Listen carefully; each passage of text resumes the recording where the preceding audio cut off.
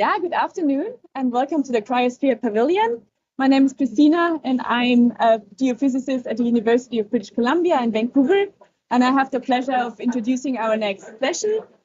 It's entitled A Case Study from India on 25 Years of Renewable Energy Projects from Brahma Kumaris. And I can invite our next speaker, Aneta Loj, here on the podium. Thank you. Hello, thank you very much for introduction and welcome. I'm happy that I can indeed present our case study. It's an experience of 25 years in research and development of renewable energy technologies. And what is maybe specific about this and very special is that this is combination of science and spirituality. So this also shows that when you are able to have a peaceful mind, control your thoughts, then you can be creative and you really can come out of the box, and then actually impossible becomes possible, as you will hopefully see. So let us start.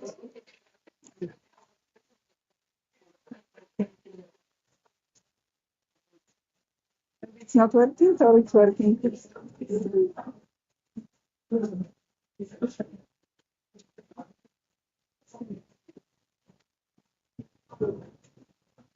So if you can go back one slide, please. So Brahma Kumaris is a research institute recognized by Indian government. Our headquarters is in India. We are an international NGO accredited to Convention on Climate Change and also biodiversity and combating desertification. So basically what we do, we focus on inner development, and then through this inner development, we see how we can contribute to all this perma-crisis that is existing today in our world. So in terms of renewable energy, what we do, we focus on solar energy, and we have had many experiments, many research projects in both photovoltaic and also thermal energy. And what we research is storage system. So how we can conserve energy from the sun, how we can store it, so it can be used after the sunset. And our newest R&D project is on biogas.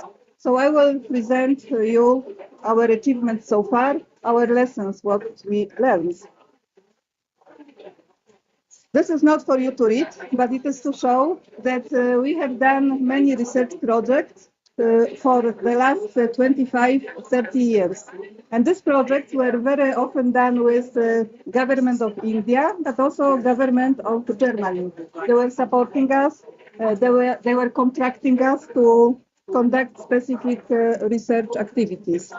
And in our work, we also collaborated with scientists from India and from Germany, with different engineers. So it is also a very nice example of collaboration with different stakeholders. And as a result of this collaboration, in terms of photovoltaic system, it's not that we research and did experiments in the PV plates, but we always research and see how we can improve the storage system. So right now in India, we have 500 systems, which totally combined are something like 3 megawatts. So I think it is like 5,000 centers in India that are already equipped with smaller or medium-sized systems, and most of them have batteries. So this is off-grid system. So when power goes, which in India still happens, less than before, we have our source of energy. And what we do now in terms of research in PV system is we create a new kitchen, solar kitchen, where we will cook on induction cooking stoves using solar energy generated by PV. And this is the system that we have just installed.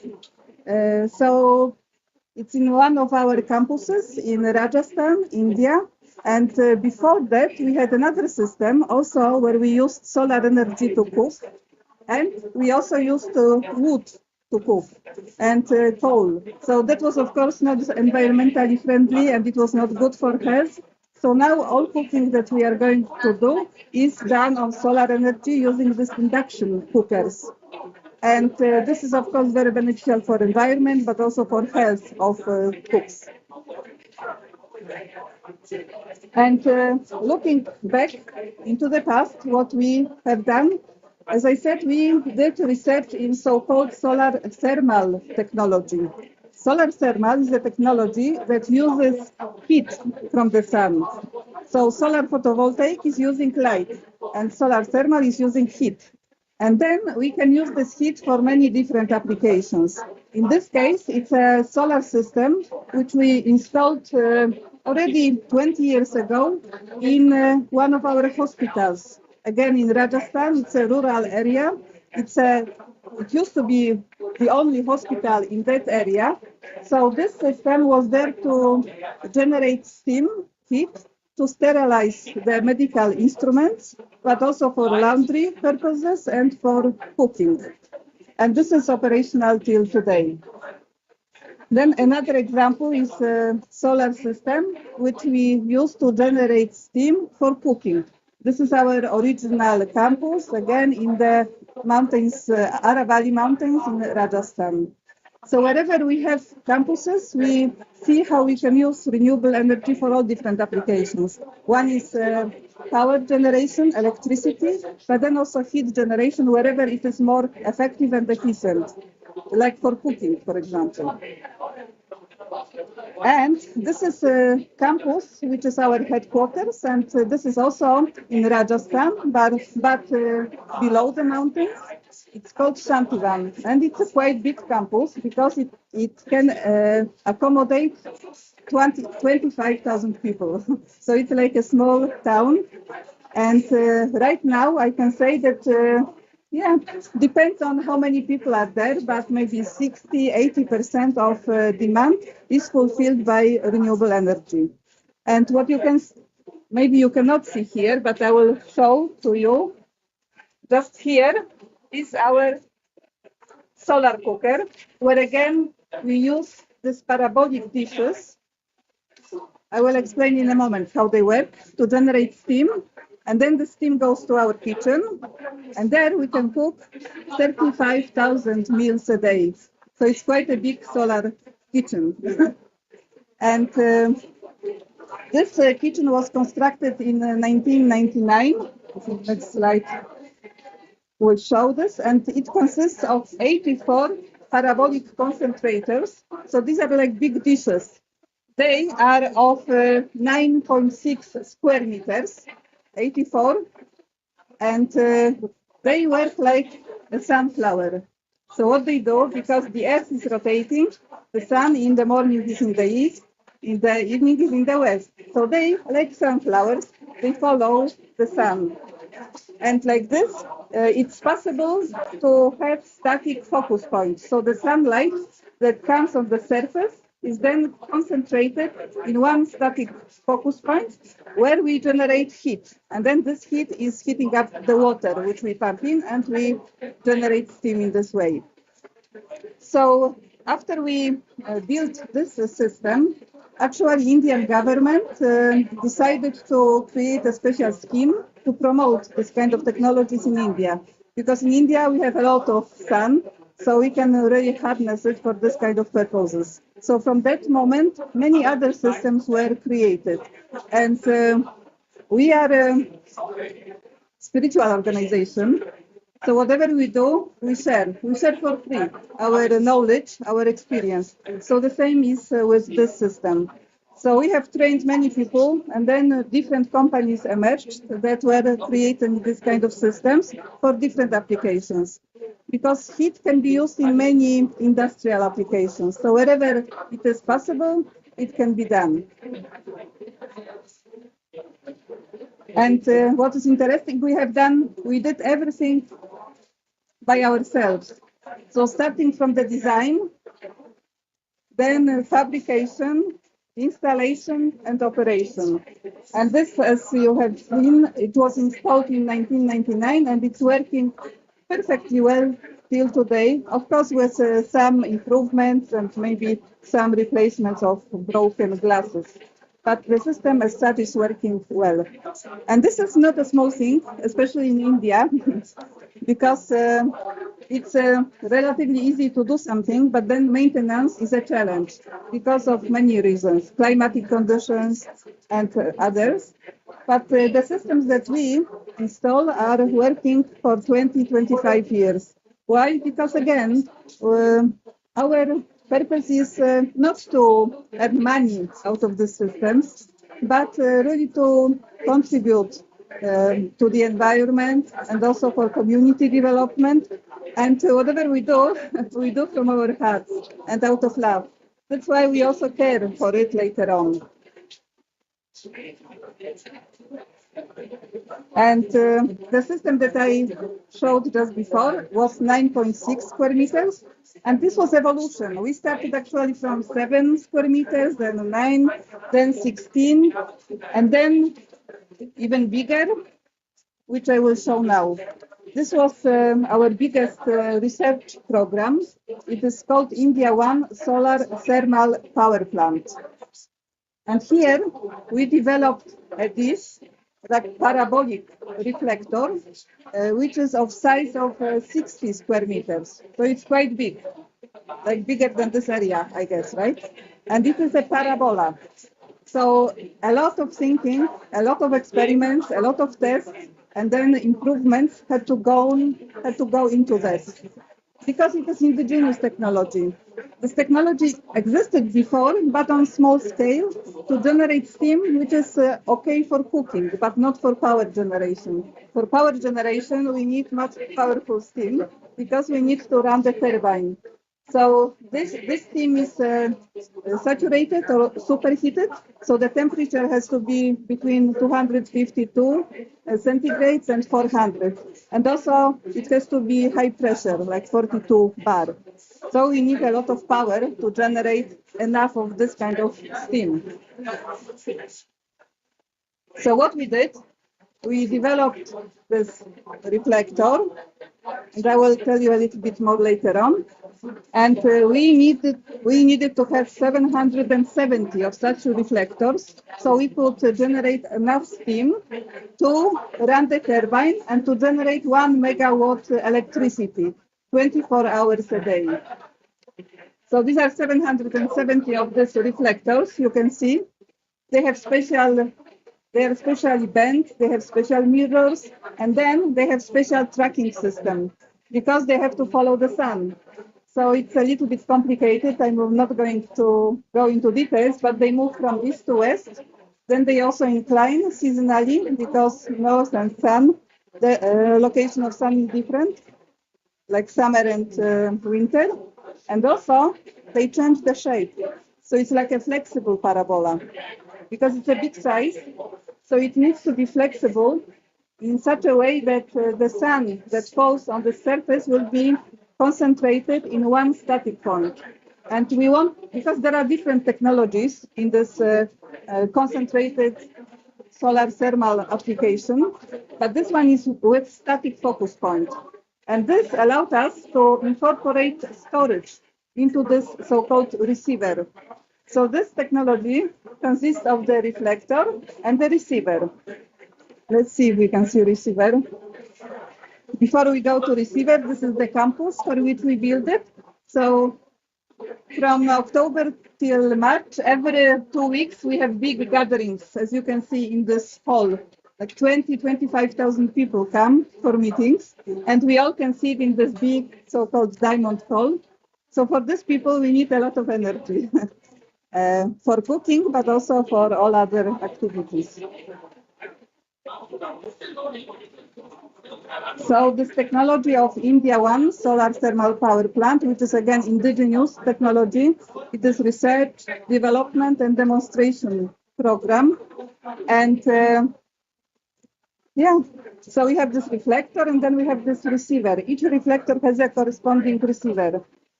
And this receiver is made out of cast iron. So it's a mass of cast iron. And this is like 3 tons of cast iron, one receiver. You can see there the receiver, the one that is shining because the sunlight is concentrated. It's a lot of energy there that we concentrate. Like at the opening of this receiver, it's 1200 centigrade, very hot. But thanks to the mass of this receiver, we can store heat in it. So our storage is in the form of heat. So it is decentralized storage because we have 770 reflectors and 770 receivers. So decentralized storage, which in total allows us to generate enough steam to run the turbine and to generate 1 megawatt electricity times 24 hours. So this is round-the-clock operation. And I believe still it is the only solar power plant that can run 24 hours a day, continuously, round the clock, because of the storage system. Okay, this I explained, I'll not go into details, but it was really quite a technical project. And as I said, it was done by spiritual organization, of course in collaboration with scientists and engineers. But these were mostly members of our organization that did this work. And it's very interesting because we are all volunteers and we call ourselves yogis. We are meditators. So this is our main thing, what we do, we meditate. And this actually shows the power of meditation, the power of peace, the power of clean mind, and also clean heart. Because when you have clean mind, clear intellect, and open heart, then you can really think unlimited. And then you can come out with some solutions which otherwise would not be possible when you look at short or medium-term gains. So actually this allowed us to create this kind of technology to demonstrate that it is possible to generate power from the sun 24 hours a day. And this is indigenous technology made in India, which is also interesting thing. But India actually is one of the countries that is developing solar energy maybe the fastest. So Indian government was also supporting us quite a lot in that, in terms of financial support. And here you can see the project. So it was inaugurated in 2017, and since then it is working. And this is the team of the engineers. So these were mostly young brothers, engineers, who didn't really have a lot of experience. But again, because of this meditation practice, because of the good intentions, something like that could happen. So this is something what you can reflect on, actually. If you want to create something new, something what is beneficial, not only for me, but for others, meditation is for sure enabler in that. And these are our partners with whom we did. So Indian government, Ministry of New and Renewable Energy, and the German government, Federal Ministry of Environment, through GIZ. Okay, and then what we do, not only we create something, but then we want to create an awareness, to spread awareness. So we organize many training programs or awareness sessions in general about the state of the world, about what is possible in terms of technologies and how to make it happen. So for 3 years, we had the Awareness Camp Training Center, sponsored by UNDP and Jeff, where around 600 entrepreneurs from India came and they learned how to create this kind of technologies. On top of that, you have seen the big campus that we have. So actually every year we receive about 1 million people, and mostly 1 million 1 million. And I would say maybe not 100%, but I don't know, 80%, not 100, but 80% of them come to see this solar power plant. So this is also a very nice opportunity to educate people. And we have many guests from all different spheres of society. We have many children who come, students who come, and who do their PhD, for example, with us, and many religious people, many politicians. So in this way, we are able to share the knowledge about solar and we say soul. So about the physical energy from the sun and the inner spiritual energy that we are. So it's really a combination between science and spirituality. We need both in order to come with some new innovations that are beneficial for everyone in the long term also. So, and then something what I'm very happy about, what we did at the same time, we did a lot of capacity building for the local community, because this campus is located in a rural area of Rajasthan, which is a little bit backward, we can say. So this was also a very good occasion to educate, to create skills among local community. We employed in the peak of activities about 300 local people, and we trained them how to manufacture this kind of thing. And fabrication of this system is very demanding. It has to be very accurate. The precision has to be up to 0.01 millimeters. Otherwise, the focus will not come here, and we will not be able to create so much power that we can later generate electricity. So they were able to make it, and now after this project is finished, many of them continued in this area. So this was for men, but also for women. For women, it was also very, very good place to gain new skills, to gain confidence, and to become a little more independent. So they could also see what they want to do with life, how they can develop. Young girls and also women. And this is the team that has done it again. Our organization, Brahma Kumaris, is the largest spiritual organization led by women. We have about 1 million of students because we are a university. We are called Brahma Kumaris World Spiritual University. So we study the spiritual knowledge, and then we put it in practice. But since the beginning, which was in 1936, these were women who were the leaders of our organization. So the founder, actually at that time, he had this understanding and this vision that in order to transform the world, we need to empower women. One is to uplift them, but what is even more important is that in order to bring change in the world today, we need different type of energy.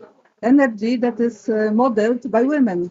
Energy of love, of selflessness, of dedication, of courage. So, yeah, this continued since 1936, and still here our leaders are women, but it doesn't mean that there are no men amongst us. Actually, we are 50-50, and decisions are taken in consensus by a group of men and women, sisters and brothers. But always sisters are leaders put in front. That's why also this kind of thing is possible, because this project is required long-term vision. No? Someone would have to be really far-sighted to understand that it is important, it makes sense, because it was not easy. Like in the beginning, we didn't know, we just knew what we wanted to have. We wanted to create technology that would allow us to generate power from sun for 24 hours. a day. But we didn't know what technology, how to create this technology, who will do it, because we are just meditators, yogis. How can we create such a technology? We had no money. This costed a lot of money, like 11 million euros, because research and development project. So nothing was available, but our senior sisters, they understood that this is very important to do it, to demonstrate that it is possible, and to show again the power of peaceful minds and pure heart, actually. So they led us into this direction, and now we see that it really works. And I believe it was possible because of this feminine energy leadership, really. Okay, this is our website. If anyone is interested, you can see more details, india-1.net. And this is a video, but I don't know if we can play this video, then you can see in reality how it looks.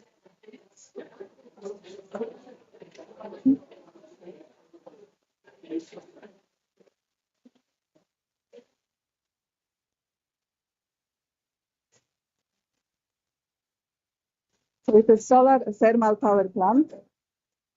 And now we are going to India, Rajasthan, western part of India, where we can see beautiful Aravalli mountains, the oldest mountains in the whole world, they say, very ancient. And it's on top of the mountains, it's nice, it's green, but on the bottom, it's actually semi-desert area. So this is our solar power plant. You can see the 770 dishes on 35 acres area. So as I said, every reflector has a corresponding receiver, and then they are arranged in rows and connected by pipe through which we flow water, and then steam comes out from the other side and goes to the turbine. So 16 hours of storage, because 8 hours we can generate directly from the sun, and then after sunset for 16 hours, we generate from what we stored during the day.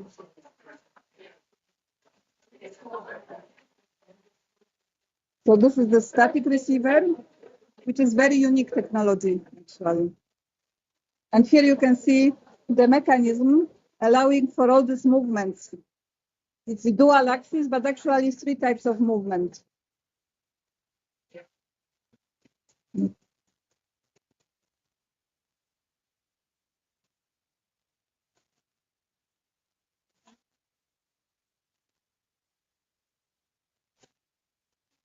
So this looks like a field of sunflowers. It's quite nice, actually.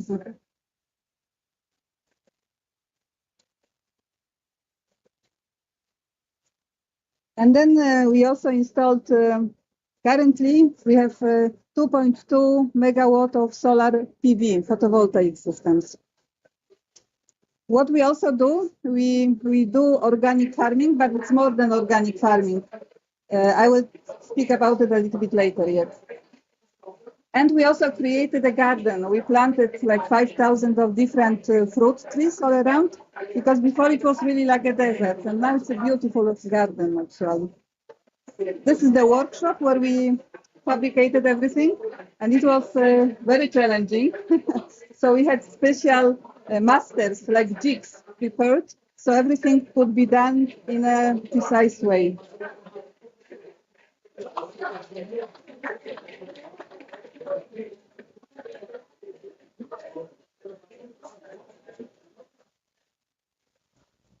And again, this is the team.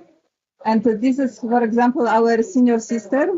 She now passed away, but she was 104 years old, and she was a very big supporter of this project, very far-sighted soul and compassionate.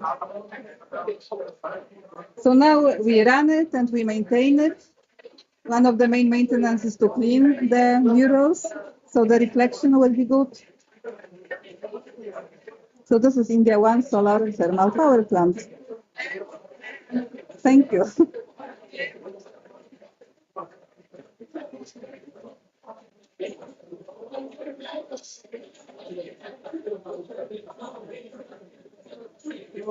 Okay, so there you can see the dishes, the reflectors, and this is our newer system, photovoltaic system. This is not a research project. This is just a standard PV systems that are available. But our campus is continuously growing. So the demand is bigger and bigger. That's why we keep adding the systems. And this is our newest project. It is a photovoltaic system. So as such, the plates we buy, but what is very new, and you can see, is the way how we installed them. Normally we install PV panels like this, facing the sun. But here we did so-called carpet installation. And this is very good because it allows to save a lot of space. For PV, one of the main problems is that we need a lot of space to install it. And like this, I think we need almost half less space than normally.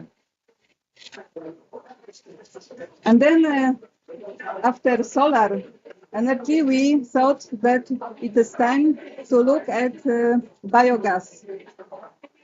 Because we have these big systems, big campuses, there is a lot of organic waste from the kitchen.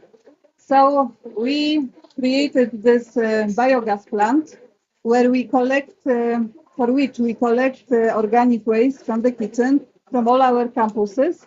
We bring it to the site, and then we generate power, and we generate also liquid fertilizer. So like this, we reuse the waste, and also it's like we make the waste into best. So one is power, and we use this power for lighting applications in our campus, and also to charge electrical vehicles. And then we have also this fertilizer, natural fertilizer that we can use on the field and in our garden. And again, this is a demonstration site. Because, again, in India, there is a lot of potential for this kind of applications, and there is very big need. So here we organize awareness center. So again, so many people come and learn what can be done, how to do it, how to run it, and we share this knowledge with everyone who is interested in that. And just to finish, I would like to speak about a little bit different energy. So this was like physical energy, but there is energy of the thought. Actually, our thought energy is the most powerful energy because it is the creative energy. When you think about the thought, you can see how it follows us. Now my thought becomes my attitude. My attitude becomes my vision, how I perceive things. Then my vision defines what I say. Then my actions are based on that thought. And then my relationships are accordingly established. And then the culture is created, and then the whole world becomes. So actually, if we understand this trajectory, if we think about it a little bit, we could come to the conclusion that the current crisis is not a climate crisis, but it is a thought crisis, inner crisis. Because if we agree with this trajectory, the world outside is the reflection of our inner world. So we understand this process, and again, we experiment with it. So what we do, we use positive thoughts, good feelings as a fertilizer. You may have an experience at home. Sometimes we speak to our plants, we treat them nicely, so they grow beautifully. Because matter responds to the energy of the thought. And what we do here, we use this understanding on the fields. So we call it yogic farming. Yogic from yoga, from meditation. What we do, before we plant or sow the seeds, we meditate. Meditate, it means we consciously create positive thoughts. with intention for the seeds. The same we do with soil, with water, and then after we sow the seeds, throughout the whole cycle, we keep meditating. And it is amazing what kind of results we can achieve. And it's a research project that we do with few universities in India. So the experiments are done in such a way that we can compare. We can compare chemical-based farming with yogic farming and only organic farming. So actually the conclusion is that when we combine organic farming, or even better natural farming with yogic farming, the crops in terms of quantity will be the same or better than chemical-based farming. So in terms of the quality, it is much better actually. There are many more nutrients in the crops, but also the soil. The soil becomes more fertile. The microorganisms that are in the soil, the organic content increases. So it's very interesting project that we run. And currently it's few thousand of farmers in India that also use this methodology. So you can see without meditation and with meditation. You must have heard about experiments of Emoto-san from Japan, experiments with water. So this is the same idea. Like he would take 2 glasses of water, the same conditions, everything the same. The only difference was how he related to that glass and this glass. So here he would say, I love you, I hate you, I love you, I hate you. And then after some time, he froze the water and he checked the crystals under the microscope. And he could see the difference in the structure of water. In this love one, the structure was beautiful, very harmonious. And in the hate one, it was very ugly, distorted like this. And you can think about it if you wish, because, for example, our body consists of mostly water. And you are in a Cryosphere Pavilion, so you understand how important water is. And then, if we understand how water responds to vibrations, we can think twice before we think. Understand? Okay, so this is just to finalize this little presentation. Because as I said in the beginning, we are actually a spiritual organization. We practice, we learn, and we teach meditation. And these are 10 principles that we defined, 10 principles so that if we use them, we would be able to change the world. And these are things like living simply, so to be less materialistic, to reduce the consumption, being unlimited, not to think only about myself or my direct family, but really about humanity and the whole planet as our home, as our mother. Opening the heart, so to have compassion in the heart for everyone, respecting life. Respecting life starts with respecting myself. And this is actually one of the main work that we should be doing. Because somewhere on the way we lost self-respect. That's why we are also not able to respect others or nature. Being positive, of course, positive thoughts, they have such a big influence, positive influence, on anything that they touch. Walk the talk, so it's not only dreaming, but really doing what we say. So for that we need determination and courage. We need to empower ourselves. So somehow we need to find a way to gain energy, power from the source.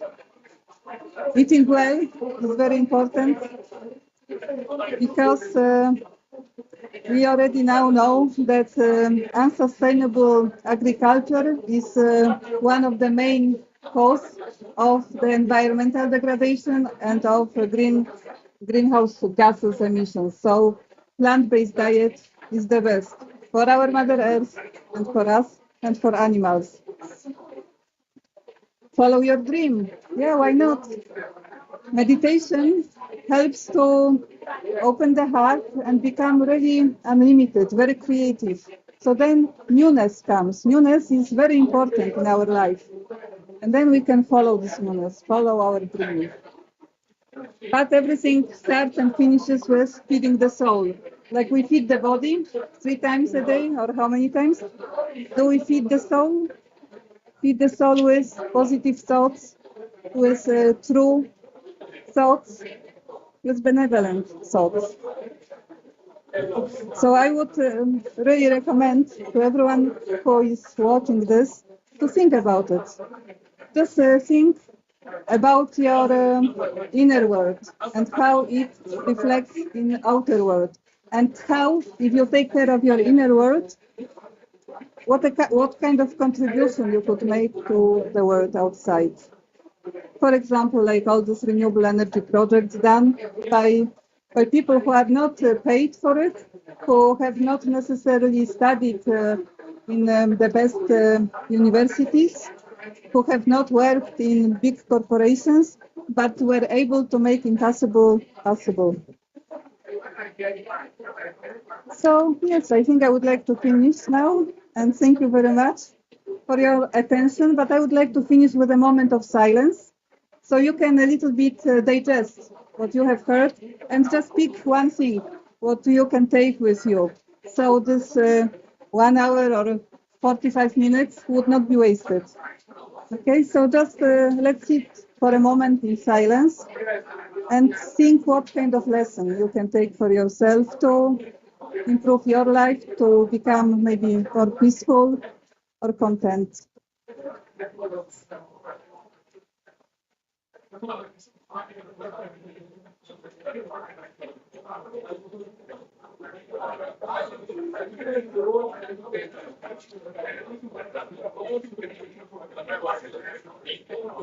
Thank you very much. Yeah, thank you so much for our speaker. And are there any questions from the audience? When you talk about positive thought, vegetables grow well, is there a scientific Yes. Yes, as I said, we do research. It's a research project with few universities from Gujarat and Rajasthan.